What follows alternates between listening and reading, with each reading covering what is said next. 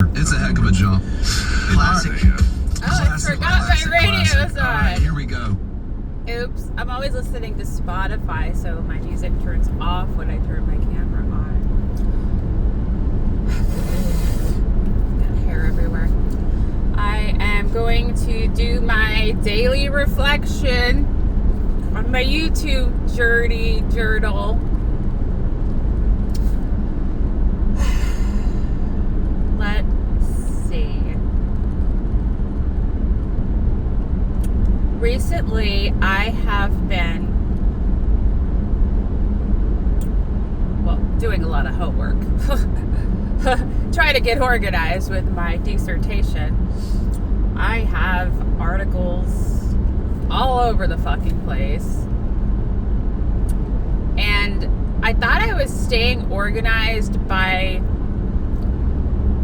Okay, this was working for me in the beginning. Okay, like when you're taking regular college classes, you have one class, I have one folder for all those classes, articles, and those assignments, and those templates, and all that stuff. However, in the dissertation phase of the PhD program, I'm not in classes anymore. I am literally just in 9,000 dissertation class. The dissertation class is going to be the same class, the same chair, the same instructors, the same group of people, working on their own different things at different stages, at their own pace, and it's not an actual class. We're not getting instructed or taught anything new. It's up to us to check in and submit our drafts and get feedback. That's pretty much it.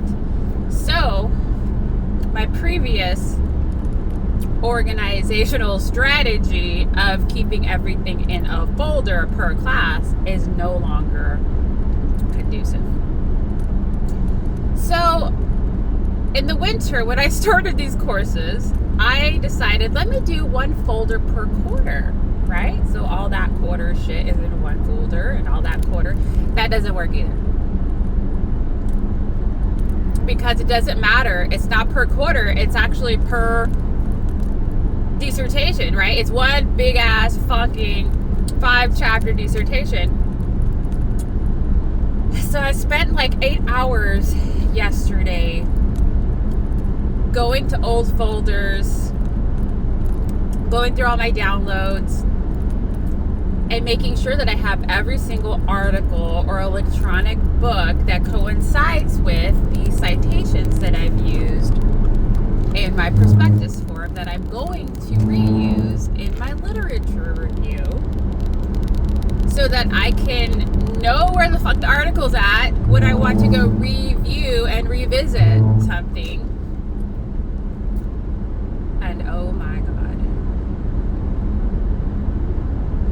I also have an Excel spreadsheet with like 12 tabs at the bottom of how I've decided to organize this shit too, which has changed.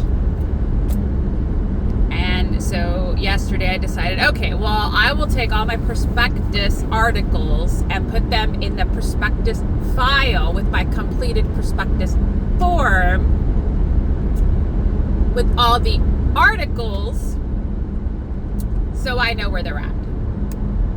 However, now that I'm in the proposal stage and doing the chapter 2 literature review, I'm going to be using all of those also. So in my mind, I'm like, okay, do I just like copy and have files in both? Maybe. Is that taking up more space? Yeah. I am going to be adding a ton more articles. I already have a ton more articles that I have already downloaded that are sitting there for me to review to decide if I'm going to add them. And I know I'm going to have several more. Okay, this is already like 30 plus articles. And I'll probably have close to 100 or more by the time I'm done. that's just me organizing shit in my mind and on my computer. And then I'm dabbling a little and, okay, let me start this introduction. Okay, let me piece this here. Let me move this from this forum to here and rewrite this here. And then, oh, what about that? And so I'm all over the fucking place on this 30-page template. That is going to be a billion pages. And I am getting so overwhelmed. There is so much. So I am having to challenge myself to stay focused and to stay on task and to set some very specific goals per day on what exactly it is that I am trying to accomplish, just within those few hours or just that day or that week, so I don't overwhelm myself. And I also have this huge ass fucking 15-page qualitative dissertation checklist that tells me per section and paragraph exactly what needs to be in there. And as I'm filling out the dissertation template, I have to coincide and put the page numbers where that ends up in that checklist for review, right? And I have to submit that. At this point, I have no fucking idea what page that's on, where that's going to be. I don't even know how to make it change the page in the glossary or the introduction or whatever it is. I don't know how to do it. But I'll figure that out when I get there. So my mind has been overwhelmed with organization and strategy and needing to read, review, analyze, and synthesize articles for school. That's just one side of my mind, okay? The other side of my mind has been preoccupied with how I'm going to survive financially because I still don't have a job. And even when I do start teaching in the fall, that's just part-time. It's not going to be a whole lot of money. It's not even going to be enough to pay all my bills. But with the financial aid, I should be okay. I should be able to supplement. I'll be okay. I won't be like blowing and spending a lot of money but I'm pretty comfortable anyways. It's okay. I have everything I need. I have every fucking pair of shoes, every clothes, all the makeup. I have a lot of shit, okay? I don't need anything. I do have a couple vacations coming up too that I don't need to do, but I'm going to. Okay, so I am living pretty fucking good considering I don't have a job. Okay, the world has provided, and that feels good for me right now because it's helping me to focus on completing this dissertation and moving forward, right? I've had a big challenge in my mind with my ego and what I feel like I deserve financially and all my fucking life experience and all my career experience, and then also really struggling with wanting to change a career path to something that's better for my mental health, and then wanting to start my holistic practice. That I was all gung-ho for about a month. And then once I got certified for everything, I got my business license and everything, I just kind of put a halt to it. I kind of put it to the side. Oh shit, my chamomile fell over.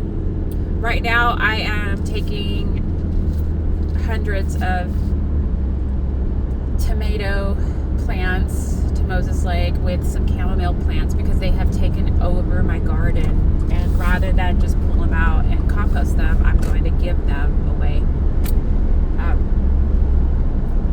So there's that, trying to start the holistic business. And then also, we're gardening and canning and wanting to kind of get that business off the ground too. And then my husband wants to start his restaurant business too. So we got a lot of ideas floating around in the air. A lot of things occupying my mind. And then I just got to remind myself to go fucking sit down with my feet in the grass and just calm myself, just ground myself and figure out what I'm going to do today. The other part of my mind, because my mind's all over the fucking place, is carefully from a distance observing what's going on in the world on social media and the weather patterns and the solar energy and the earthquakes and the floods and everything else that's going on politically in the world, and just trying to be aware and not overwhelmed by that, because I don't really feel like I have a whole lot of control over that. I've been spending a lot of time disliking and blocking and saying I'm not interested in things that I don't want to manifest, like the doom and gloom end of the world scenarios. I'm not interested in having a future like that, so dislike, not interested. And then the talks that talk about more of a positive future that I want to live in, I am totally subscribing to that. I'm subscribing to the positive future, subscribing to the positive outlook on life, and manifesting my highest potential, right? Anything that talks like that, that's positive, I am all on board for. And that's even including blocking and distancing myself from people that have that doom and gloom energy. And unfortunately, I don't have that many people in my life, like physically, that have a lot of that positive energy that I'm looking for. I have followed a lot of women on Facebook, YouTube, social media that are empowering and motivated and stuff like that. And I say women, I follow men too, but I say specifically women because that's kind of what I'm missing and I have always been missing in my life, is those strong, positive women. I've had a lot of strong, negative experiences with women in my life, and I'm ready to cultivate those positive experiences in my life. I try not to let the rude comments of people on YouTube or social media. Facebook is mostly YouTube. People aren't really that rude on Facebook. But YouTube, I don't know what it is about YouTube videos. People just, they watch these random videos of people they don't know, and they don't think they're human, or they don't think that their comment is going to affect anyone, or maybe they're purposely going around saying shit to affect people. But people say a lot of rude shit on my YouTube channel as it relates to how I look, right? Like, so superficial. The one thing that no one should really give a fuck about, but me, is the rudest thing that people comment on, which is also simultaneously the one thing that the most people like about me, that like me. So it's like this double-edged sword where people really love my style, or they just fucking hate. Maybe it's my freedom and my confidence. I just can't believe people can be so stuck on appearances like that.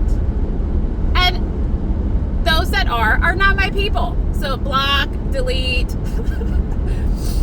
I always report them as harassment. You're harassing me, you're bullying me. And I delete their comments because no one else needs to see that either. It's not what I'm subscribing to. That's where my mind has been, and I'm too, but those are the main things that my focus has been around: school, finances, business, social media. And I've really been trying to be creative, but lately I feel flat. I don't know what it is. I don't feel like singing. I don't feel like playing the guitar. I pulled out the keyboard, but I haven't even touched it. I have the sound bowls, but I don't feel like pulling them out. I've been dabbling in the jewelry, but that's not a constant either. There's nothing consistent right now that I've been doing other than hyper focusing on getting a job and finishing school. And I know that I need to disperse my energy a little more evenly. So we'll see about that. I'm going to work on